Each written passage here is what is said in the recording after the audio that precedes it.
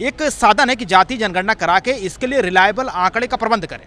अगर आपके पास विश्वसनीय आंकड़े नहीं हैं तो आपकी नीतियाँ दोषपूर्ण हैं, आपके द्वारा बनाए गए प्लान, किए गए घोषणा सब में दोष है। किस जाति के लोग कितने हैं, कौन पिछड़ा है, किसको आर्थिक मदद की आवश्यकता है, जाति के आधार पर मंत्री बना रहे हैं, जाति के आधार पर तमाम नियुक्तियां हो रही हैं। तो जाति का एक बहुत बड़ा रोल है हमारी सोसाइटी में, हमारे समाज में। तो जाति जनगणना को बहुत ही सकारात्मक रूप में इसको लेते हुए जाति जनगणना कराया जाना चाहिए। सेंसस में वो लाइन इंडोर्स की जानी चाहिए।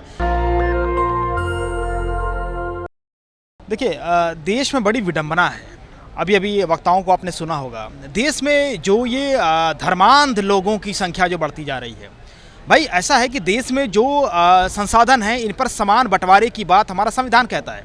हमारा संविधान ये कहता है कि समृद्धि का समान वितरण हो, लाभों का वितरण हो, और जो उपलब्ध संसाधन हैं देश में इसका समान वितरण हो। और ये कैसे सुनिश्चित कर सकते हैं? तो इसका एक टूल है, एक साधन है कि जाति जनगणना करा के इसके लिए रिलायबल आंकड़े का प्रबंध करें।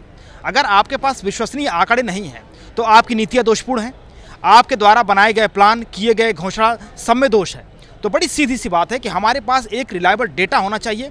डेटा साइंस का ज़माना है, मशीन लर्निंग का ज़माना है, आर्टिफिशियल इंटेलिजेंस का ज़माना है। तो हमें क्या करना है कि डेटा इकट्ठा करना है। और मुझे हैरत होती है कि आखिर इन लोगों को डेटा इकट्ठा करने से और रिलायबल डेटा से क्या दिक्कत है। आंकड़े होने चाहिए और सरकारी आंकड़े होने चाहिए कि इस देश में किस जाति के लोग कितने हैं, कौन पिछड़ा है, किसको आर्थिक मदद की आवश्यकता है, किसको सरकारी मदद की आवश्यकता है, ताकि मुख्य धारा से सबको बराबर रूप से जोड़ा जा सके। आपको लग रहा है कि इस देश में जब जाति जनगणना होगी तो आर्थिक, राजनीतिक और सामाजिक स्तर पर सबको समाधान मिलेगा, लेकिन जो बीजेपी पार्टी वो कहती है कि इससे सामाजिक स्तर पर जातिवाद फैलेगा? देखिए, ऐसा है कि ये जो सोच है कि जो सामाजिक, आर्थिक और राजनीतिक स्तर पर सबको समानता मिले, सबको न्याय मिले, सबको समता का स्थापना हो, यह ज़रूरी है कि जाति जनगणना हो। जाति जनगणना एक टूल है। और जो ये कहता है कि जाति जनगणना से समाज में विद्वेष होगा या समाज का नुकसान होगा, ऐसा बिल्कुल नहीं है। जाति के आधार पर बहुत ऐसे काम है, जैसे पॉलिटिकल आप देखें, एक्टिविज्म देखें, पॉलिटिकल में एक्टिविज्म में देखें तो जाति आधारित पॉलिटिकल एक्टिविज्म है। जाति के आधार पर मंत्री बना रहे हैं, जाति के आधार पर तमाम नियुक्तियाँ हो रही हैं। तो जाति का एक बहुत बड़ा रोल है हमारी सोसाइटी में, हमारे समाज में। तो इससे निकल करके हमें ज़रूरत है कि जाति के आधार पर उनको न्याय सुनिश्चित करना। और अगर एक एग्जाम्पल, उदाहरण मैं देता हूं कि अगर मान लीजिए आप रिजर्वेशन के अंदर बाइफरकेट करना चाहते हैं, उसका वर्गीकरण करना चाहते हैं, कैटेगराइजेशन करना चाहते हैं, तो आपके पास आंकड़े क्या हैं?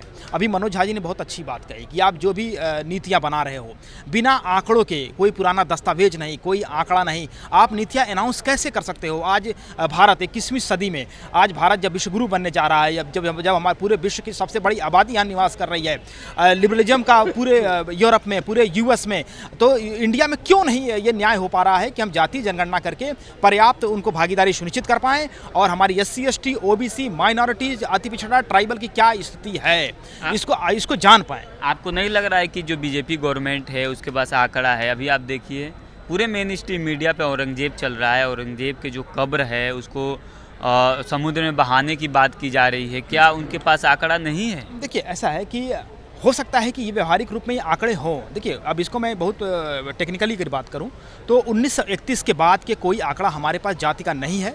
2011 में जो जाति जनगणना हुई थी उसका पब्लिकेशन या पब्लिक में नहीं लाया गया और 31 के आधार पर ही मंडल कमीशन ने 52% OBC की आबादी बताई थी। तो अभी हाल फिलहाल में जो मीडिया की जो सूरत है, जो इस देश में जो माहौल है, जो मीडिया में जो चल रहा है, वो कहीं ना कहीं जो कम्युनल इशूज़ हैं इनको वरीयता दी जा रही है। प्राइम टाइम में मैं भी देखता हूँ, पूरा समाज देख रहा है इसको।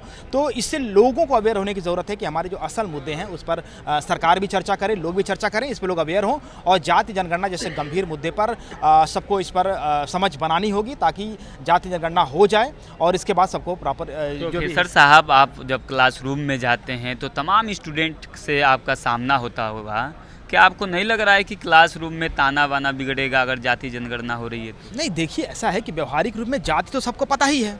टिकट का बंटवारा जाति के आधार पर, मंत्री बनाना जाति के आधार पर और जाति के आधार पर तमाम इस तरह की केसेस आते रहते हैं जो पेपर में आप पढ़ते होंगे। अगर इसको गवर्नमेंट डॉक्यूमेंट में ला दिया जाए और उसके आधार पर न्याय सुनिश्चित कर दिया जाए तो मुझे नहीं लगता कि इससे कोई समाज का नुकसान होगा, बल्कि लोगों का भला होगा। आपको लग रहा है कि इस देश में टिकट का जो बंटवारा है वो जाति के आधार पर होता है? 6000 जातियाँ OBC की हैं और मात्र 543 एमपी चुनकर जाते हैं, तो क्या जाति के आधार पर उनको टिकट दिया जाता है? नहीं, देखिए ऐसा जाति का एंगल से आप इनकार नहीं कर सकते। राजनीति में आप देखें तो जातियों का एंगल सेट किया जाता है, जातियों के आधार पर मंत्री बनाए जाते हैं, जातियों के आधार पर प्रतिनिधित्व सुनिश्चित किया जाता है। तो जो सुनिश्चित आप प्रतिनिधित्व कर रहे हैं उसको जातीय जनगणना करने में क्या दिक्कत है? तो जातीय जनगणना को बहुत ही सकारात्मक रूप में इसको लेते हुए जातीय जनगणना कराया जाना चाहिए। सेंसस में वो लाइन इंडोर्स की जानी चाहिए, जाति का कॉलम दिया जाना चाहिए। जब हमारे स्पेसीज, जब फाइलम, जब सारे जानवरों की गिनती हो चुकी है, आइडेंटिफाइड हो चुका है, तो जातीय जनगणना करने में कोई दिक्कत नहीं है। हम डॉक्टर के पास जाते हैं, अगर कोई मर्ज बताते हैं तो डॉक्टर सबसे पहले डायग्नोस करता है और 4 टेस्ट लिखता है। वो जानना चाहता है कि ब्लड प्रेशर कितना है, आपका शुगर लेवल कितना है, आपके हीमोग्लोबिन कितना है, तब उस हिसाब से वो दवा सर्जरी सजेस्ट करता है। तो मुझे लगता है कि ये सामान्य प्रक्रिया और साइंटिफिक प्रक्रिया है। आप लोग लगातार जाति जनगणना की बात कर रहे हैं, सड़कों पे भी आप लोग आंदोलन करते हैं, लेकिन सरकार है जो सुनने को नाम ही नहीं ले रही है। अब देखिए, अब ये तो सरकार को सोचना है। हम तो लोगों की बात करते हैं, अपनी बात कहते हैं। अभी सरकार को सोचना है और तय करना है कि उसको जाति जनगणना कराना है या नहीं कराना है, पर मुझे लगता है कि ये हित में होगा। अगर जाति जनगणना नहीं होती है तो आगे की नीति क्या होगी? देखिए, अभी तो ये सामाजिक संगठन के लोग हैं, इन्होंने कार्यक्रम इस तरह से ऑर्गेनाइज़ किया है, आयोजित किया है, लोग करते रहेंगे और जाहिर है इस पर सरकार सोचेगी और सरकार इस पर निर्णय लेगी, ऐसी आशा करते हैं। चलिए, शुक्रिया सर। धन्यवाद। तो ये प्रोफेसर राहुल जी थे। इनका साफ साफ कहना है कि अगर देश में जाति जनगणना होती है तो दलित, वंचित, शोषित समाज यानी कि सर्व समाज को आर्थिक, सामाजिक और राजनीतिक स्तर पे उनको मुख्य धारा में लाया जा सकता है। आप क्या सोचते हैं, हमें कमेंट में जरूर बताइए। शुक्रिया। दस्तक की आपसे गुजारिश है कि अगर इसको बचाना चाहते हैं तो नेशनल दस्तक को सब्सक्राइब करने के लिए रेड कलर के सब्सक्राइब बटन को दबाएं, फिर बेल आइकन की घंटी दबाएं। नेशनल दस्तक को बचाने के लिए बहुत जरूरी है कि हर खबर को शेयर करें, लाइक करें, कमेंट जरूर करें।